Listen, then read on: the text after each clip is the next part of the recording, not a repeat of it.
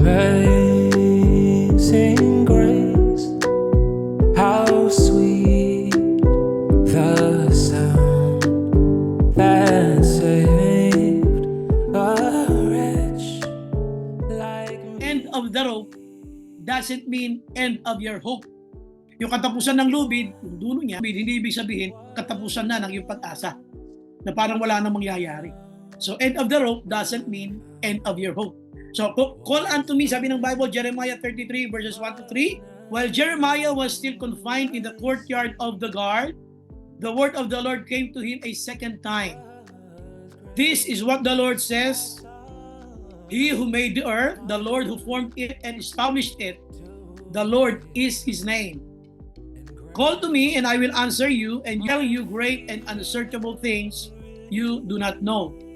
Pag tinignan nyo sa King James Version, ang verse 3, call unto me and I will answer thee, and I will show thee great and mighty things which thou knowest not. So yun ang sabi ng Bible. Ngayon, ang gusto ko lang pag-usapan natin dito ay kailan nangyayari na yung sinasabi na o katapusan na ng lubid ay katapusan na ng iyong pag-asa. Wala nang mangyayari. Wala nang magagawa. So, ibig sabihin, tayong mga Kristiyano, hindi ibig sabihin na parang mukhang dulo na ng ating lubid, wala ka na mahahawakan. Ibig sabihin ay wala ka na ring pag-asa. Somebody asked, what will you do when you are at the end of your rope? Sabi niya, anong gagawin mo pag nasa dulo ka na ng lubid mo? Somebody said, just make a knot. Ibig sabihin, gumawa ka ng buhol. Make a knot. Anong dahilan? Para may mahawakan ka pa rin. Sabi niya. So, what will you do if you are at the end of your rope? Sabi niya, make a knot. Sa Bible, gusto ko ikwento sa inyo muna yung background ng Jeremiah para lang maintindihan natin at makarelate tayo sa buhay natin. Jeremiah was a prophet called by God to preach on the righteousness of God. Kaya lang sa kanya pangaral, not everyone believed on him. Some were there to persecute him. So, siya dahil alam niya yung parusang aabutin ng Israel, ay halos nag-uumiyak siya sapagkat antidigas ng ulo ng mga Israelita. Sobra ang kanyang pagbibigay ng mga sinasabi ng Bible na warnings, pero hindi sila nakinig. Ngayon, ano nangyari? Some of them are, sabihin na natin na nagalit sa kanya, and some of them persecuted him na nagresulta ng kanyang pagkakakulong. Alam niyo ba na si Jeremiah dahil sa kanyang pagsunod sa Panginoon, siya ay nakulong? At lalong siyang naghumikbi sa Panginoon sapagkat, Lord, bakit ko naman ito dinadanas? Sipin mo, nakulong siya sa pangangaral ng salita ng Diyos. Remember Apostle Paul? Si Paul ay nakulong dahil sa pangangaral niya ng salita ng Diyos. So dito ganun din. Si Jeremiah. Kaya siya tinawag dito na the weeping prophet. Kaya siya tinawag na ang propetang palatangis. Ang iyaking propeta. Ngayon dito, sabi ng Bible, marami pinakita himala ang Diyos sa kanya. Kaya lang nung talagang hirap na siya at siya ay nakulong sa sobrang hinagpis niya, halos hindi na niya alam gagawin niya, nag-iiyak na lang siya. Would you imagine, napunta siya sa parang Bartolina, pulungan na halos wala siyang makitang liwanag kundi kadiliman. So ayaw nila makinig.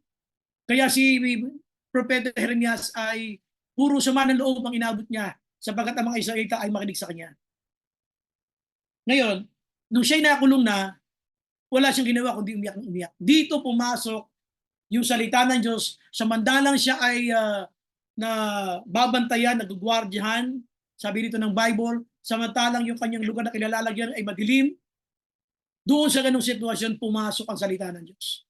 So dito sabi ng Bible, basahin natin uli verse 1 para maintindihan nyo. Sabi ng Bible, while Jeremiah was still confined in the courtyard of the guard, habang siya ay nababantayan ng mga gwardya, the word of the Lord came to him a second time. Would you imagine? Hindi talaga pwedeng mapigilan ang salita ng Diyos. Hindi pwedeng gwardyahan ang salita ng Diyos. Kahit sino ang magbantay dyan, whenever the word of God wants to speak to you, the Lord can make His word penetrate even in darkness. Sa panahon ng kadiliman, kaya kang liwanagan ng salita ng Diyos. Sa panahon ng kadiliman, kaya kang bigyan ng kalakasan ng salita ng Diyos. And then, if you have to read what the Bible says, sabi ng Bible, verse 3. Sabi niya, call unto me, and I will answer you, and tell you great and unsearchable things you do not know. Ano sinasabi niya? Jeremiah, huwag kang iyak ng iyak. Pwede ba? Lumapit ka sa akin, sabihin mo sa akin, what's the problem? Ano ang sitwasyon mo ngayon? Bakit ka iyak ng iyak? So maybe sa bahay hindi alam, pag ikaw ay natutulog, ikaw ay namumroblema. Habang lahat na kasama mo sa bahay ay tulog, ikaw pag tumagilid ka, kasabay na pumapatak ang luha mo sa kabilang pisngi. Why? Because you are struggling. Ang tingin mo, it's the end of the rope. Pero dito sa pag-usapan natin, end of the rope doesn't mean end of your hope. Why? Kasi meron bang pag-asa. Ano yung number 1 dito? Sabi ni Lord, call unto me, and I will answer thee, and I will answer you, and I will show you great and unsearchable things. Sabi niya rito, mga bagay na willing ako mapangyarihin sa iyo, hindi maaabot ng iyong paunawa. Ano yung number 1? So dito, kung ang sitwasyon mo ay katulad ng pinag-uusapan na tingin mo, you are at the end of your rope, sabi ng Bible, hindi pa yan end of your hope. Why? Because I'm responding. Yan ang number 1. God is responding. God is willing na siya ay magbigay ng katugunan sa ating mga pangailangan. Siya ay willing na ipakita sa atin ang kanyang kapangyarihan. Paano yun? Tingnan nyo. Alam nyo ba na bakit niya sinabi yung verse 3? Pinaliwanag muna niya kay Jeremias, Jeremiah, please know what I am capable of doing. Alam mo ba kung anong kaya kong gawin, Jeremiah? Ba't ka iyak ng iyak? Magnawa ka ng nawa. Bakit ikaw ay naglulupasay dyan? Dahil ba sa tingin mo ay gwardyado ka ng mga yan? Tingin mo ba ay hopeless ang situation mo? Ang tingin mo ba ay helpless na yung situation mo? Tandaan mo, Jeremiah, itong sinasabi ko sa iyo, ha? Ano sabi niya sa verse 2? This is what the Lord says, sabi niya, He who made the earth, siya yung lumikha ng mundo. Ako yung lumikha ng mundo, Jeremiah. Ang problema mo, yung kwarto lang na yan, na ay yung pinagkukulungan. Pero alam mo ba, ako lumikha ng mundo? I made the earth, I was the maker. The Lord who formed it. Ako rin yung nagsaayos niyan. At hindi lang yung the Lord who formed it, naghugis nito, ako rin ang nagpatatag nito and established it. Kumbaga, bago sinabi ni Lord, yung Jeremias, ano man ang sitwasyon mo, gusto ko ipaalala sa iyo kung ano kaya kong gawin. I formed the earth. Sabi niya, I made the earth, I formed the earth, I established the earth. Grabe. Ano problema mo, Jeremiah? Baka yung problema mo ay hindi kasing, baka yung iyak mo ay hindi siya akma doon sa iyong dinadanas. Kumbaga, yung reaction mo does not correspond to your faith. Baka parang hindi bagay kasi ang tingin mo yata ay dahil ang mga tao ay hindi ka maintindihan, pine-persecute ka, at sa tingin mo ay hopeless na yung sitwasyon mo, dahil Kristiyano ka pa naman, sumusunod ka sa Panginoon, pero ba't ka nakulong? Bakit ka nalagay sa isang distressed and depressed situation? Bakit ka nalagay dyan? So, problema ka, kaya iyak ka ng iyak. Ang sabi dito ng Bible, Jeremiah, I made the earth. Jeremiah, I formed the earth. Jeremiah, I established the earth.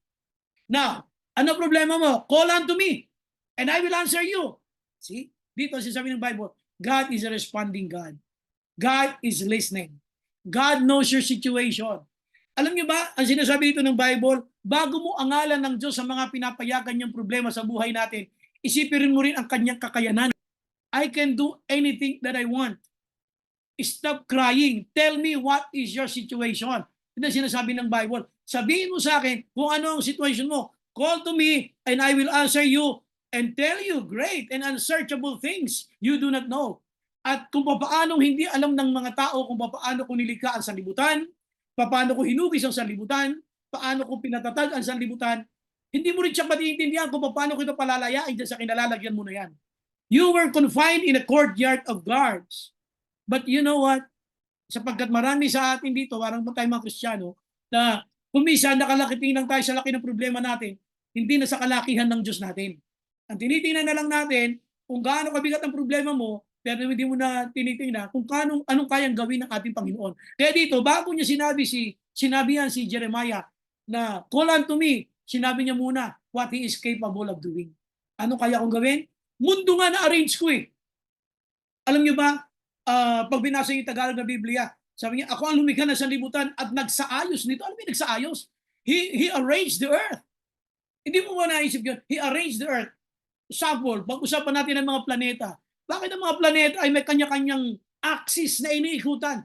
Why they don't collide? Why they don't, sabihin natin na yung nagbubungguan?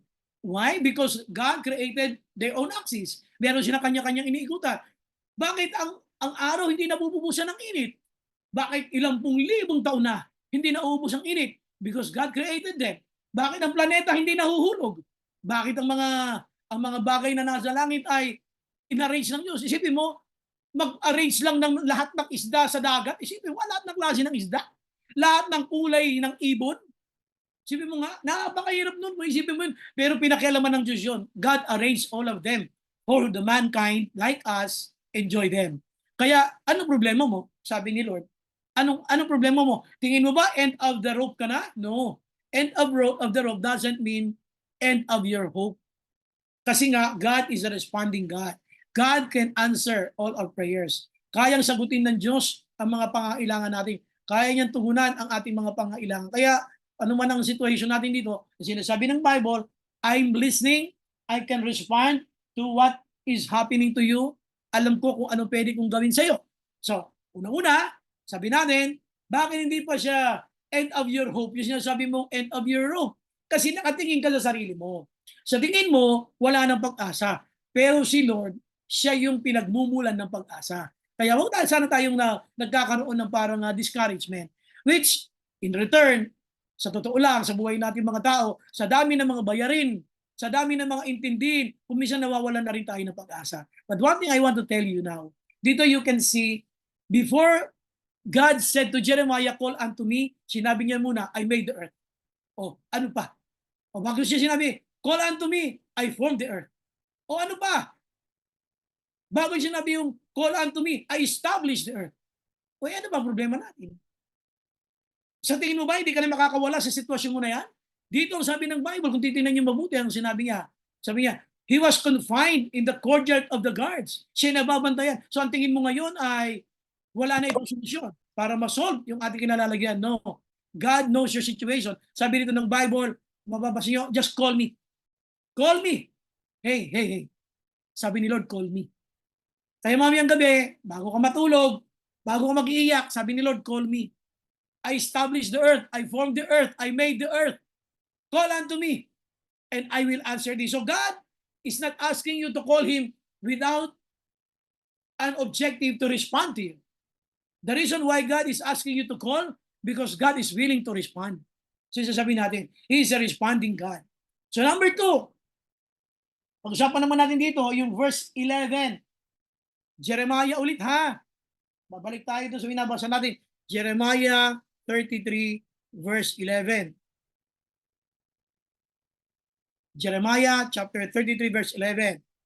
So dito binanggit niya rito yung iba't ibang klase ng ingay na mga nangatutuwa, tapos at katulad ng isang babaeng kakasal, yung kasiyahan nila ay magbabalik, sabi niya. Now, sabi dito ng Bible, basahin muna natin yung verse 11. The voice is of bride and bridegroom, and the voice of those who bring thank offerings to the house of the Lord, saying, give thanks to the Lord Almighty, for the Lord is good. His love endures forever. Bakit sasabihin ito ng bagong kasal? Darating ang araw, sabi niya, sasabihin ng bagong kasal, sabi niya, na tayo magpasalamat sa Panginoon na ang makapangyarihan, sapagkat ang Panginoon ay mabuti at ang kanyang pag-ibig ay mananatili magpakailanman. Now, yung kasunod, for I will restore the fortunes of the land as they were before, sapagkat ibabalik ko sa kanila ang mga magagandang kalagayan ng kanilang mga lupain katulad nung una. So dito, hindi lamang yung responding. He is restoring. Ibabalik ng Diyos ang dati mong kalagayan kung ano ka noon. Yun ang sinasabi niya. Ang tingin nila, desolate land. Ang tingin nila, tigang na lupa na. Hindi nila alam, kaya ko pang ayusin ang lupain na yan. Maaaring ang tingin mo ngayon ay tigang na tigang ka financially. At ang tingin mo, parang ang dami kong bayarin. Naaalala mo pa nung marami ka pang pera noon, nanawalay ka sa Panginoon dahil nagmalaki ka, dahil marami kang pera. Naalala mo pa noon na marami ka pang mga blessing na sukdulang pati ang paglilingkod sa Diyos at ang Panginoon ay kinalimutan mo. Alam niyo ba ngayong gabi sinasabi niya sa iyo, Kaya kong ibalik lahat sa iyo, pero magpakatino ka lang. Kaya kong ibalik sa iyo lahat yan. I can restore. God is a restoring God. He's not only a responding God, He's a restoring God. God can restore everything to you. Whatever what was lost, ano man yung nawala sa iyo, kaya niya ibalik sa iyo. Tingnan niyo ang nakasulat dito ha. Basahin natin. For I will restore the fortunes of the land as they were before, says the Lord. So kayang i-restore ng Lord ang lahat ng mga kagandahang kalalagayan ng lupain noon. So sinasabi niya sa iyo dito, call unto me and I will answer you. And I'm willing to restore to you what was lost in your life. Pero this time, be different. Kung tayo noon mayabang, kaya nawala lahat yun, be humble. Kung noon nagmalaki tayo, be humble, ibabalik uli sa'yo. Yun ang sinasabi niya rito, I'm willing to restore the land. Ano na ba ang mga dinanas, mga blessing noon na nakawala dahil sa ating mga pag-uugali, sa ating buhay Kristiyano? Nagmalaki ka ba? Naging mataas ka ba? Naging mayabang ka ba? Napabayaan mo ba si Lord? Napabayaan mo yung gawain ni Lord? Ano ang mga pinabayaan natin? Ano mga hindi na natin ginawa pagkatapos tayong pagpalain? When they are lost, lahat ng silang mga nangawala, God said, I'm willing to restore it to you, but this time be different. Kailangan magbago ka na. Kailangan magbago ka. Or else, hindi mo mararanasan ang sinasabi ng Bible. Kaya nga sabi nandito, yung sinasabi mong end of the road doesn't mean end of the road of your hope. Kasi kay Lord nanggagaling ang lahat ng bagay. Pero yung iba, sinasakripisyo talaga. Sinasakripisyo yung gawain ni Lord. Akala nila na yung makukuhang kapalit nito ay higit pa. Hindi nila alam na kapag si Lord ay pinagpalit mo, nagseselo si Lord. Pag nagselo si Lord, kukunin niya yung mga ikinatutuwa mo sa buhay, lahat ng ikinasisiya mo na pinagpapalit mo sa Kanya. God can restore everything. Kaya niya ibalik sa atin lahat. Pero ngayon ang tanong, kumusta? Were you restored? Yung dating panahon napakadami mong pera? Noong panahon na maganda ang trabaho mo? Noong mga panahon na maganda ang negosyo mo? Kumusta na sila? How are they now? You want them to be back? Gusto mong babalik ulit sa iyo? God can restore them even more than that. Pero this time, sinasabi ng Bible, call unto me. Huwag iyak ng iyak. This time be different. Kasi hindi natutuwa si Lord kapag tayo ay iyak ng iyak kasi hindi mo naman sinasabi kung ano talaga ang problema. Minsan, ang bata ganyan eh. Sabi mo, naglalaro kayo ng anak mo. Bigla na lang iiyak yung bata. Hindi mo alam kung ano nangyari. Baka naipit, baka kung ano. Biglang umiyak. Pag tinanong mo, bakit siya umiyak? Eh yung palang baril-barilan niya nahulog sa gilid ng kama. Hindi niya na ngayon makuha. Eh huwag kang iyak na iyak. Sabihin mo kay Lord kung anong problema. Tandaan nyo, God can restore everything that was lost. That is a good news for you. You claim it, you believe it, you take it. Yun na sinasabi ni Lord, but this time be different. Hindi na natin pwedeng gawin ang mga dati natin ihwaloy noon na ginawa ni Lord na tayo kanya mga itinuwid. Kanya tayo mga ikinurek. Kaya dito, sabi ng Bible, sabi niya, bakit niya gagawin yon? Ang sagot nandyan din sa verse na yan. Tingnan nyo. Anong sabi ng Bible? Bakit the Lord will restore? Sabi dito ng verse 11, oh, give thanks to the Lord Almighty, for the Lord is good, His love endures forever. For I will restore the fortunes of the land as they were before.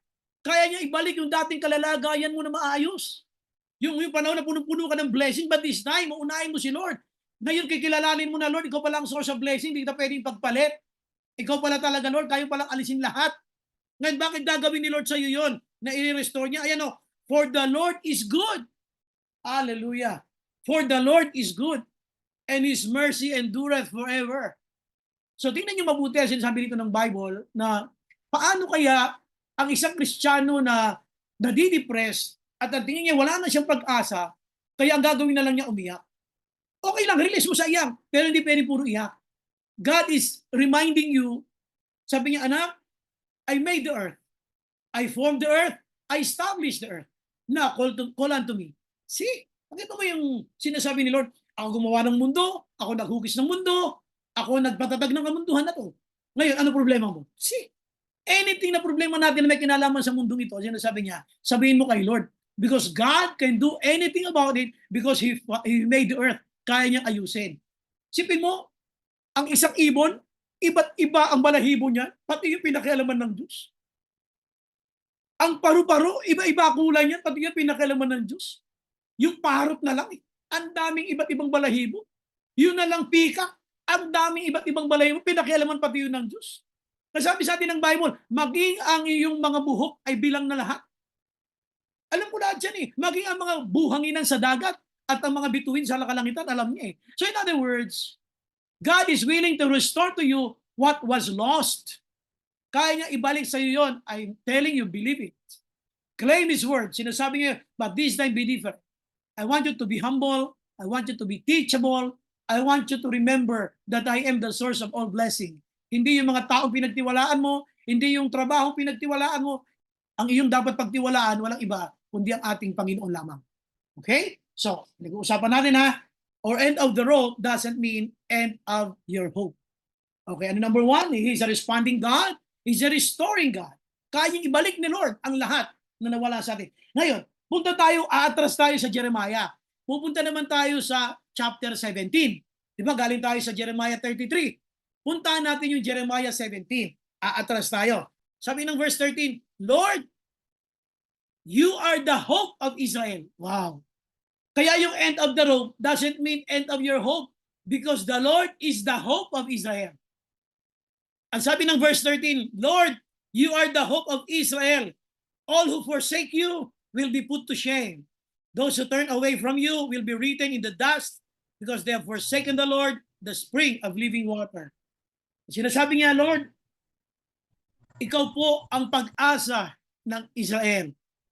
Silang mga nagtakwil sa iyo ay mga bibigo sapagkat itinakwil nila ang pinanggagalingan ng tubig, yung bukal ng tubig. So marami sa atin ay ina-appreciate lang natin yung tubig. Just the water, but not the source of the water. He is the hope of Israel. Kaya yung sinasabi mo, end of the road doesn't mean end of your hope because the Lord is the hope of Israel. Siya ang pag-asa ng Israel. Pero tanong, bakit kung minsan dumadating tayo sa panahon ng pagdududa? Ngayon alam niyo ba na parang tubig yan eh. Bukal ng tubig. Pinasalamatan mo yung tubig pero hindi yung source ng tubig. Pinasalamatan mo yung blessing pero hindi nagbigay ng blessing. Pinasalamatan mo yung trabaho, pinasalamatan mo yung negosyo, pero hindi mo pinasalamatan yung nagbigay ng lahat ng ito. Kasi sabi ng Bible, itinakwil nila. Itinakwil nila yung pinanggagalingan ng tubig. Bakit kaya ang Panginoon ay kahit naman lumalapit ako sa Kanya, parang hindi ko naman maranasan yung pagsagot niya sa aking panalangin. Gusto ko lang malaman nyo na makakapag-claim ka ng mga pangako ng Diyos na si Lord ay nagre-respond sa ating mga panalangin. Makiklaim mo yung God can restore what was lost from you. Babalik ni Lord kapag nakita niya na ang buong tiwala mo sa Kanya. Kasi si Lord, sinesearch niya yung mind natin tsaka yung heart natin eh. Ito yung pangatlo. He's a researching God. Nire-research niya. Inuulit niyang tingnan. Ito ba talagang sumasampalataya sa akin? Research. Hindi word na research na one word Re. Tapos hyphen search. Research. Muli niyang tinitingnan yung pananampalataya mo. Sa Kanya kaya nakasalig ang ating pananampalataya? Sino nagseselos pagka nagtitiwala ka sa kapwa mo eh? Jeremiah 17:10. I, the Lord, search the heart. Wow. Kita niyo yun? I, the Lord, search the heart and examine the mind. Ako yung nakakaalam ng puso at isipan ng tao. To reward each person according to their conduct, according to what their deeds deserve. Ako ang Diyos na sumasaliksik ng puso at isipan ng tao upang sila'y gantimpalaan ang bawat isa sa kanila ayon sa kanilang mga ginawa. Kaya ngayon ang tanong, since God is searching your mind and your heart, can God see that you are really trusting the Lord? Sapagkat sabi dito ng Bible, hindi siya natutuwa na ang tao ay pinagtitiwalaan natin. Ang gusto niya, ang Panginoon lamang. Salamat sa mga manager, sa mga boss natin sa trabaho. Pero dapat higit sa lahat dyan, ay pinagtitiwalaan natin ang Panginoon. Salamat sa mga doktor na yan. Salamat sa mga gamot na yan. Pero sa tingin niyo ba, natutuwa si Lord pag nandoon ang pananalig natin, dapat nasa Kanya na. Ngayon, bilang patunay, tingnan niyo ang verse 5. Basahin natin ang verse 5. Sabi niya, this is what the Lord says. Ito sabi ng Panginoon, cursed is the one who trusts in man. Sabi niya, baka sumpain ang sino man nagtitiwala sa kanyang kapwa-tao who draws strength from mere flesh and whose heart turns away from the Lord. Sabi niya, sumpain ng sino man nagtitiwala sa kanyang kapwa na ang tingin niya, ang kanyang kalakasan ay ang kanyang kapwa na bandang huli naman ay tatalikod din sa Panginoon. That person, sabi niya, verse 6, that person will be like a bush in the wastelands. They will not see prosperity when it comes. They will dwell in the parched places of the desert, in a salt land where no one lives. Pero sabi niya, pag sa Diyos ka nagtiwala, but blessed is the one who trusts in the Lord, whose confidence is in Him. See? So sinasabi niya rito, I the Lord search the heart and your mind. So ngayon, titingnan ni Lord, anak, sinasabi mo sa akin ang mga problema mo. Kanino ka ba nagtitiwala? Sa kapwa mo ba? Kay sister, kay brother, sa kay kumpare? Sa negosyo mo, sa trabaho mo? O sa akin na pinanggagalingan ng lahat ng yan? Gusto ko sabihin sa iyo, sabi ni Lord, I the Lord search the heart. Kaya the Lord is researching. Pag ikaw nag-claim ka ng pangako ng Diyos, tiyakin mong tama ang lapat ng iyong pananampalataya. Dapat yung pananampalataya ko nakaangkla sa Diyos. Na kahit mukhang tagtuyot, ako hindi masasayaran sapagkat ang aking buhay, katulad ako ng isang puno, na ang aking mga ugat ay nakadiretso doon sa batis. At anong man ang dumating ng mga tag-araw, hindi ako matutuyuan. Ayan, sinabi niya yan. Tingnan po ninyo. Sabi ng verse 8, sila na nagtitiwala sa Panginoon, ito sabi ng verse 8, they will be like a tree planted by the water that sends out its roots by the stream. It does not fear when heat comes. Sobrang tag-init, sobrang tagtuyot, hindi siya natatakot magtagtuyot. Sabi niya, it does not fear when heat comes, its leaves are always green, it has no worries in a year of drought, and never fails to bear fruit kahit pa siya magtagtuyot, sapagkat ang kanyang ugat ay nakasalig doon. Sabi niya, sa mga batisan na yan, sa mga dinadaanan ng tubig na yan, na kahit na anong mangyari tag-init, mananatili akong kulay green, at ang sabi dito ng Bible, hindi ako mauubusan ng bunga. So sinasabi nito, researching. God is searching our hearts and our minds. Kumusta ka? Masasabi mong end of the rope kapag hindi buo ang pananampalataya mo sa Diyos. It will not be end of your hope if God is the one you're trusting sa ganitong mga panahon. Sobrang tagtuyot na ngayon kahit sa katumingin. Kaya nga pati yung sobrang init na yan ay pati pagpasok ng mga eskwela ngayon ay sinususpend na kasi harmful na yung init na yan. Pero kumusta ang ating pananampalataya? Pati ba pananampalataya mo tagtuyot na rin? Nailipat mo na, hindi na sa Diyos ngayon? Nasa ibang bagay na, nasa ibang tao na? Sabi ng Bible, I the Lord search the heart and I search the mind. Kumusta ka? Ano naman ang puso mo ngayon? Ano naman ang isipan mo ngayon? Si Lord pa rin ba? Dahil ba sa mukhang gipit ka at tingin mo na end of the road na? No. Mangyayari lang yan kapag hindi na Diyos ang iyong sinasaligan. Talagang masasabi mong end of the road na. Pero as a Christian, end of the road doesn't mean end of your hope. Because God is giving us principles how to claim His words. Tandaan po natin, God is a responding God. Ang Diyos ay tumutugon. I made the earth. I formed the earth. I established the earth. Now what is your problem? Call unto me, sabi nila. And number two, God is a restoring God. What was lost, I can restore. Nawala ba yung health mo? Nawala ba yung savings mo? I can restore them all. But this time be different. I want you to be humble. Kailangan sa akin lamang pagtitiwala mo. Kaya sabihin pangatlo, God is a researching God. He's searching your heart and your mind. Nawa makita ng Panginoon na siya talaga ang sinasaligan ng ating pananampalataya. Kahit mukhang tagtuyot, dahil kapag tayo ay sa Diyos pa rin nanalig, katulad tayo ng isang puno na kahit tagtuyot, pero ang mga ugat mo ay patungo doon sa mga batis na kung saan ay mayroong mga katubigan at ikaw ay mananatiling luntian at hindi ka mauubusan ng kanyang mga bunga. So dito sinasabi lang natin ay tayong lahat bilang mga Kristiyano, huwag natin isipin na end of the road na. As long as there is God in our lives, there is always hope. Ang sabi ni Lord, itatakwil niya ang mga taong nagtakwil sa Kanya sapagkat hindi nila kinilalang siya ang pinanggagalingan ng tubig. God is the God of Israel. And Israel's hope is in God. Nawa ang ating pananampalataya at pag-asa ay nasa Panginoon pa rin kahit ano ang ating mga dinadanas. Now, puntahan natin ang conclusion ng mensaheng ito. Ang conclusion ng mensaheng ito, lilipat tayo sa ibang chapter naman. Di ba? Chapter 33 tayo kanina. Ngayon, chapter 17. Pupunta tayo ngayon sa chapter 32. 27. I am the Lord, the God of all mankind. Is anything too hard for me? What a challenge. So nakita mo na, ang sinasabi niya kay Jeremias, Jeremias, iyak ka ng iyak. Ako ang lumikha sa lahat ng tao, pati sa'yo ako lumikha. May bagay bang mahirap para sa akin? Kaya nga pinaliwanag ko sa iyo I formed the earth. I made the earth. I established the earth. Now call unto me. What is your problem? Is there anything too hard for me? So ang conclusion po natin dito ay, ito po kasi ay great challenge ni Lord. China-challenge tayo ng Panginoon. Kaya ano man ang situation mo ngayon, huwag mo sasabihin, end of the rope na. End of the rope doesn't mean end of your hope. As long as there is God, there is always hope. And God is telling us, call unto me and I will answer you. Is there anything too hard for me? May mahirap ba para sa akin? Wala. Walang mahirap para kay Yahweh.